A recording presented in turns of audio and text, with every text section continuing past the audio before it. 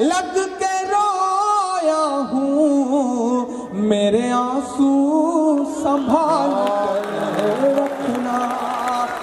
स्वागत है दोस्तों आपका सुनहरे लफ्ज में सुनेंगे दोस्तों इमरान प्रताप बरी की दर्द भरी नज़म। उससे पहले बता दूं दोस्तों 2 साल से जेल में बंद कश्मीरी पत्रकार सज्जाद गुल जमानत पर हुए रिहा। चलिए पहले इमरान प्रताप बरी की नज़म। तो आपसे गुजारिश है वीडियो को लाइक कीजिए और चैनल को जरूर सब्सक्राइब। जाते जाते मेरी आंखों के सामने जितने लोग बैठे हैं, बस एक गुजारिश आपसे कह के जा रहा हूँ। अल्लाह ने आपको नवाजा है, आप मालदार लोग हैं, अपना घर छोड़ करके रोजी रोटी की तलाश में या फिर मुंबई सदियों पहले आ गए और यहीं के होके रह गए। मैं आपसे गुजारिश कर रहा हूं कि दुनिया का कोई सिस्टम परफेक्ट नहीं होता, खामियां हर जगह होती हैं। माइक पर खड़े होकर कितना भी कोसा जाए, लेकिन अगर सिस्टम से निजात चाहते हो, जुल्म से निजात चाहते हो, तो सिस्टम का हिस्सा बन जाओ, सिस्टम में घुस जाओ। मैं आपसे गुजारिश कर रहा हूं दोस्तों कि अल्लाह ने आपको नवाजा है। पैसा बहुत कुछ तो होता है, लेकिन सब कुछ नहीं होता। सीता जब जंगल में थी तो उन्हें सोने का हिरन चाहिए था, लेकिन जब वो सोने की लंका में बिठा दी गई तो उन्हें राम चाहिए थे। पैसा बहुत कुछ तो होता है, लेकिन सब कुछ नहीं होता। मैं आपसे गुजारिश करूंगा, और मेरी नई नस्लें जो मेरे सामने बैठी हैं, जीन्स और टी शर्ट वाली, बाइक पर फर्राटे भरने वाली, मैं आपसे गुजारिश करना चाहता हूं कि जैसी जिंदगी जीना चाहते हो जियो, लेकिन 2 चीज का एहतमाम करो।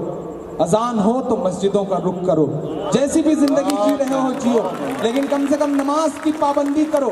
एक गुजारिश खास तौर से और आपसे करना चाहता हूं कि अगर सिस्टम से निजात चाहते हो, जुल्म से निजात चाहते हो, तो सिस्टम का हिस्सा बन जाओ। मेरे सामने जो जरदार लोग बैठे हैं, आपसे गुजारिश है कि आप अपने बच्चों को इंजीनियर बना देंगे, वो आपके लिए करोड़ों रुपए कमा सकता है, हो सकता है। आप उसे MBBS बना देंगे, डॉक्टर बना देंगे, वो आपके लिए और आपके परिवार के लिए हो सकता है बहुत पैसे कमा दे। लेकिन अगर नस्लों का भला चाहते हैं, समाज का भला चाहते हैं, कौम का भला चाहते हैं, तो अपने बच्चे को IAS बनाओ, IPS बनाओ। इसके अलावा कोई हल नहीं है। आप जो भी पढ़े लिखे लोग हैं, आपका बच्चा नहीं पढ़ना चाहता, आपके माशरे में एक गरीब बच्चा जो IAS बनने की जिसमें जरा सी झलक हो, उसे अडॉप्ट कर लीजिए, उसे ले लीजिए, उस पर 2 साल खर्च कर दीजिए, उसकी पढ़ाई लिखाई का इंतजाम कर दीजिए। क्या बात है, जिंदाबाद। अगर आप उसे IAS बना पाए तो आप अपनी जिंदगी की सबसे बड़ी कमाई समझिएगा उसे। आप दुआ करें। मैं भी इलाहाबाद में सिविल सर्विसेज के लिए, ब्यूरोक्रेसी की तैयारी करवाने के लिए, IAS की तैयारी करवाने के लिए एक इंस्टीट्यूट डालने जा रहा हूं फ्री में, जहां दुआ करिए कि मैं इस तरह के कुछ बच्चे और तैयार कर सकूं, क्योंकि कलम के अलावा किसी और तरह से लड़ाई नहीं लड़ी जा सकती। मैं आखिरी बंद पढ़ता हूं साहब। वो कहते हैं हथियार मिलता है, वो कहते हैं ट्रेनिंग दी जाती है। मैं बताता हूं क्या मिलता है। इस सदी का सबसे बड़ा सच है ये कि वजू के लोटे कुछ कुरान और टूटी हुई चटाई,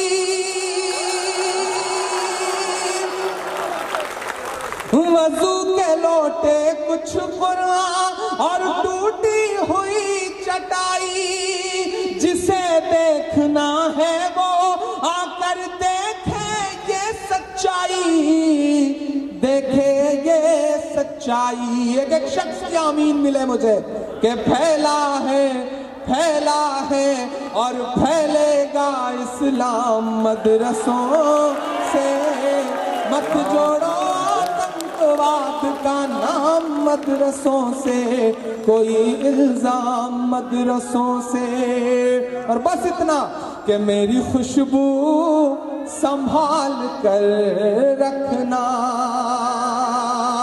मैं चाहता हूं एक बार फिरोज शाह के लिए, आज के इस कामयाब मुशायरे के लिए, असलम शेख साहब के लिए और संजय निरुपम के लिए एक शख्स ताली बजा दे।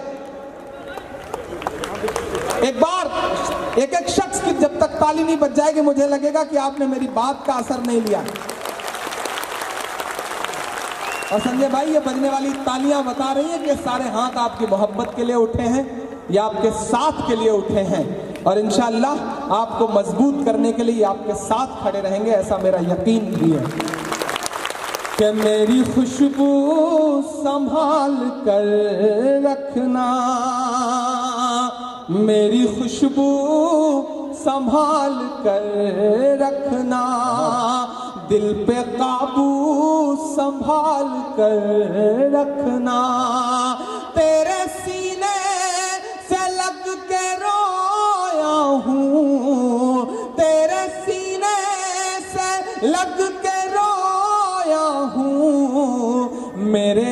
आंसू संभाल कर रखना।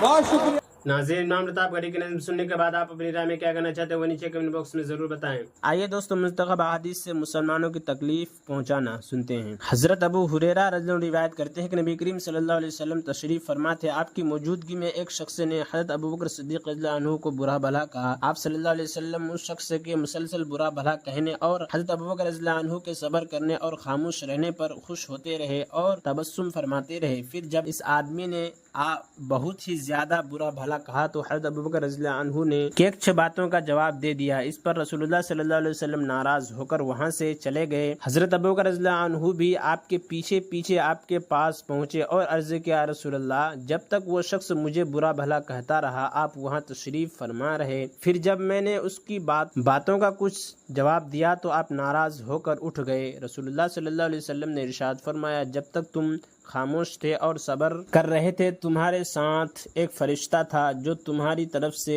जवाब दे रहा था। फिर जब तुमने उनकी कुछ बातों का जवाब दिया तो वो फरिश्ता चला गया और शैतान बीच में आ गया और मैं शैतान के साथ नहीं बैठता, लिहाजा मैं उठकर चल दिया। इसके बाद आप सल्लल्लाहु अलैहि वसल्लम ने इरशाद फरमाया, अबू बकर, 3 बातें हैं जो सब की सब बिल्कुल हक है। जिस बंदे पर कोई जुल्म ज्यादती की जाती है और वो सब्र अल्लाह ताला के लिए इससे दरगुजर कर देता है और इंतकाम नहीं लेता तो बदला में अल्लाह ताला इसकी मदद करके उसको कवी कर देते हैं। जो शख्स सिला रहमी के लिए देने का दरवाज़ा खोलता है अल्लाह ताला उसके बदले उसको बहुत ज़्यादा देते हैं, और जो शख्स दौलत बढ़ाने के लिए सवाल का दरवाज़ा खोलता है अल्लाह ताला उसकी दौलत को और भी कम कर देते हैं। हज़रत मुआज़ बिन जबल रज़ियल्लाहु अन्हु रिवायत करते हैं कि रसूलुल्लाह सल्लल्लाहु अलैहि वसल्लम ने इरशाद फरमाया, जिस शख्स ने अपने मुसलमान भाई को किसी ऐसे गुनाह पर आर दिलाए जिससे वो तौबा कर चुका हो तो इस वक्त तक नहीं मरेगा जब तक खुद इस गुनाह में मुबतला न हो जाए। हज़रत अब्दुल्लाह बिन उमर रज़ियल्लाहु अन्हुमा रिवायत करते हैं कि रसूलुल्लाह सल्लल्लाहु अलैहि वसल्लम ने इरशाद फरमाया, जिस शख्स ने अपने मुसलमान भाई को ए काफिर कहा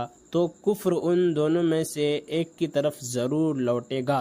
अगर वह शख्स वाकई काफिर हो गया था जैसा कि उसने कहा तो ठीक है, वरना कुफ्र खुद कहने वाले की तरफ लौट आएगा।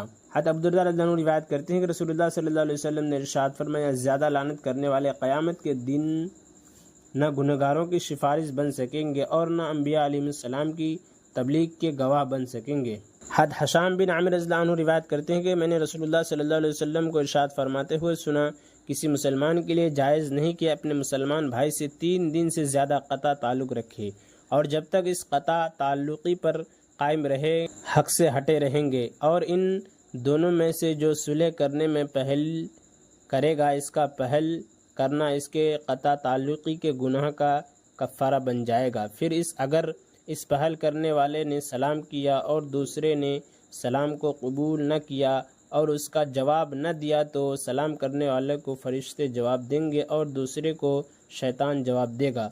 अगर इसी पहल क़ता ताल्लुक़ी की हालत में दोनों मर गए तो न जन्नत में दाखिल होंगे न जन्नत में इकट्ठे होंगे। हज़रत आयशा रज़ियल्लाहु अन्हा रिवायत करती हैं कि रसूलुल्लाह सल्लल्लाहु अलैहि वसल्लम ने इरशाद फरमाया, किसी मुसलमान के लिए दुरुस्त नहीं कि अपने मुसलमान भाई से क़ता ताल्लुक़ी करके उसे 3 दिन से ज़्यादा छोड़े रखे, लिहाजा जब उससे मुलाकात हो तो 3 मरतबा इसको सलाम करे। अगर वो इस एक मरतबा भी सलाम का जवाब ना दे तो सलाम करने वाले का 3 दिन क़ता ताल्लुक़ का गुनाह भी सलाम का जवाब न देने वाले के ज़िम्मा हो गए। और इमरान प्रताप गढ़ी से जुड़ी खबरों और नज़मों के लिए हमारे इस चैनल को ज़रूर सब्सक्राइब करें। मिलते हैं किसी और वीडियो में ऐसे नई नज़म और नई खबरों के साथ।